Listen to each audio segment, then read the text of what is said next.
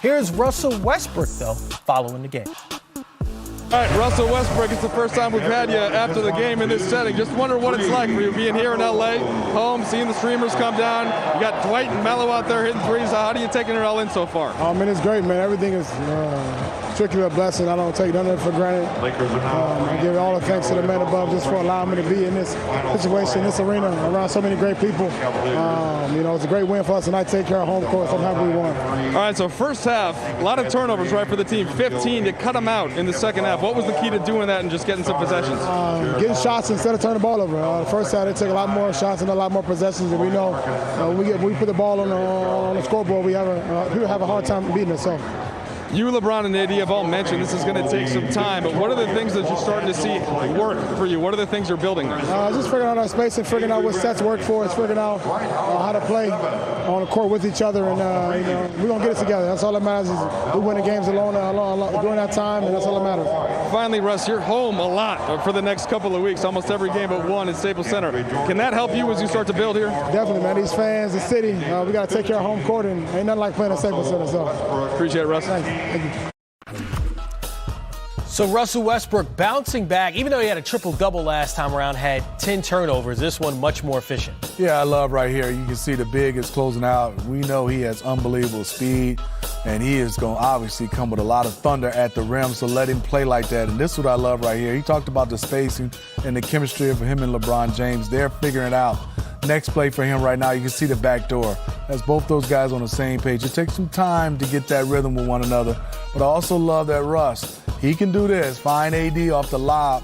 He's a very good passer. I think you keep him in attack mode, keep him going downhill. It's pretty good. As you can see this play, isolation, a little bit a lot of dribbling, but then next thing you know, you understand that he's going to go, and then he's going to pull up, doom. I love him in that area. Yeah, so 8 for 13 from the field, 19 points, 5 assists, 4 turnovers. It's not the triple-double he had last time out, but a very efficient game. Speaking of which, LeBron and Melo combined to score 50 points, 3D, but inside the arc, they had just 4 misses.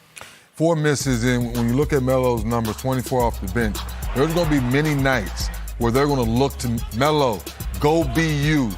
AD's not having it tonight. LeBron's not making shots. Maybe Russ has had one of those 10 turnover nights like the other night. But one thing we know about Melo, he's a walking bucket. And as each game wears on, Coach Vogel's going to figure out how do we incorporate Melo more often because we know he can get us a bucket when needed.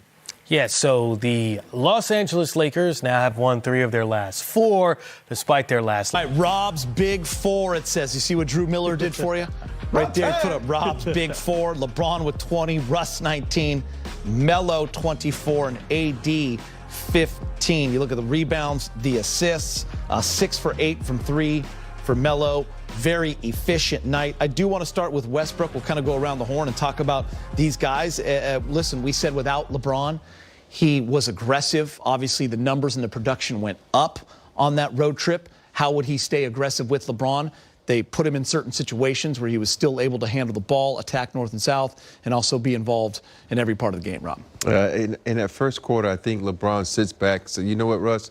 Get us going. I can run the lane and do my thing in that way. Like you like to say, There was so many things he did wonderful. And even though he still had too many turnovers from my liking, which was 4, it's still better than 10. And with Russ, you're going to get that because he's so dynamic. He speeds up the game so much that you're going to have some guys that are a little late on the passes. Something we talked a lot about in the preseason, James, the staggered minutes with LeBron and Russ. When Russ is in there with AD, that's a nice combination that we're seeing. He loves to attack. He can throw that lob. He got AD going as well in that second quarter. Yeah, the one thing about LeBron, when he sits out a game, he's aware of everything that's going on in the game. Fouls, any missed calls, shot clock. And I'm pretty sure he watched how Westbrook was playing and how he could incorporate himself into that. And I think tonight he did a pretty good job of allowing the game to flow, allowing Westbrook to do his thing. So it is going to take a little time. The things that we were kind of worried about, they kind of took care of tonight, the effort, the defense.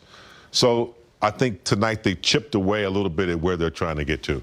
Yeah, by the way, the Lakers finally figuring out how to stop Evan Mobley. That guy's going to be great. I mean, he was really sticking the Lakers down low. You have to give their bigs some credit because this kid, third overall pick in the draft, he reminds me kind of a younger AD. He really does have it at both ends. And they said, you know what, we got to start playing some defense. This is going to be the key for us. And I was really impressed by what they did, kind of walled off that paint in that fourth quarter to really kind of push themselves to the W. Brez, also interesting to see some of those lineups that they adjusted with in the second half, because first half that defense had moments where it did not look good, but all of a sudden you saw Reeves get a lot of minutes. Yeah. Avery Bradley was getting some minutes. Malik Monk only played 4, so maybe Frank found a combination that he was going with around LeBron and AD or Russ and AD. Dwight was getting 19 minutes, so more of a defensive-minded approach. Yeah, definitely. Obviously, there's going to be some panic from the people, from the fans after the game in Oklahoma City the other day. But it's such a long, long season, all right? We talked about this pregame. Still, you're missing 3 really good perimeter defenders. No Kendrick Nunn, no Trevor Ariza, no THT. So Frank's going to have to kind of go with the hot hand defensively sometimes. On some nights, Avery Bradley, good, kind of really in-your-face defense in that fourth quarter tonight. And yeah, the young kid Reeves really kind of showing us a little bit on both offense and defense. Maybe he hangs on to a spot when those 3 guys do come back, but we'll have to see about that. But good job by the kid tonight. There's a reason these guys are Hall of Famers, because they called it at halftime. I asked you for an adjustment defensively. You talked about the pick and roll, and then offensively you said, got to stop turning the ball over. They had 15 turnovers. That's a season high at the half. They only turned the ball over 7 times in the second half. Only 2 in that third quarter when they made the run. Huge difference. What did you guys think of LeBron in his return? I know he didn't shoot well from 3, just 1 for 10, but you could just see as that game progressed. What I like best about him tonight, it didn't really stick in his hand. He caught it, he attacked. He caught it, he passed it. And that's the LeBron you want to see, because that way he gets the offense going, and not just everybody sitting around saying, let's watch the best player on the planet. It's amazing that you could be 1 for 10 from 3, James, but have 26 points and 8 assists and still have an efficient line of 10 for 22. It's amazing. And, you're not going to hit that 3 every night, but he always seems to be still impactful in the game, whether it's a block shot, whether it's, scoring. He always finds a way, makes the right pass. So, yeah, he was back tonight. He surveyed the game early, kind of set the tone early in the game, how they were going to play, and they followed that. And they got some transition buckets, some easier assists, and they moved the ball very well. Everyone got a little touch. So LeBron set the tone tonight, and they kind of sustained it. Yeah, 1 for 10 from 3, but I saw 9 of 12 from 2. I mean, he really was back to his dominant self down low. And by the way, the 1-3 he did hit was a 36-footer from the logo. So definitely, I think he's probably, kind of getting back into the game a little bit, kind of West game. So I'm not surprised to see him shoot a lot from deep, but this was definitely reassuring to see a lot of that type of activity in the fourth quarter. Rob, as a shooter, when you come back from an ankle injury, how does that affect your shot, your lift at all, if that makes sense? It affects it a lot, because you need that power. And, if you watch LeBron's threes tonight, he didn't have that little hop. He had maybe like a 6-inch hop when he was knocking down everything. Tonight, it was more like a 3-inch hop. And that can throw your threes off, because LeBron is a leg shooter when he's knocking down his good threes. A lot of guys are arm shooters, leg shooters. LeBron is more of a leg shooter because he gets that lift, because if you look at him, all his power comes from his legs. Yeah, that's the 1 for 10, I think. Yeah, but by the way, look at the rest of the team. You got to love the efficiency from 3. They shot 44% as a team, even with LeBron maybe being off from deep, 12 of 27. A big reason for that was Carmelo Anthony. He really does like to play at Staples Center, Brez. He was 9 for 12, 6 for 8 from 3, and 18 of his 24 second half. Yeah, list at the time. And Carmelo did not shoot that well the other night, 5 for 14. But tonight, complete turnaround. He really found his spots. Is he their best shooter? I mean, you never would have said this 10 years ago, 15 years ago, when he's kind of working his way up through the league.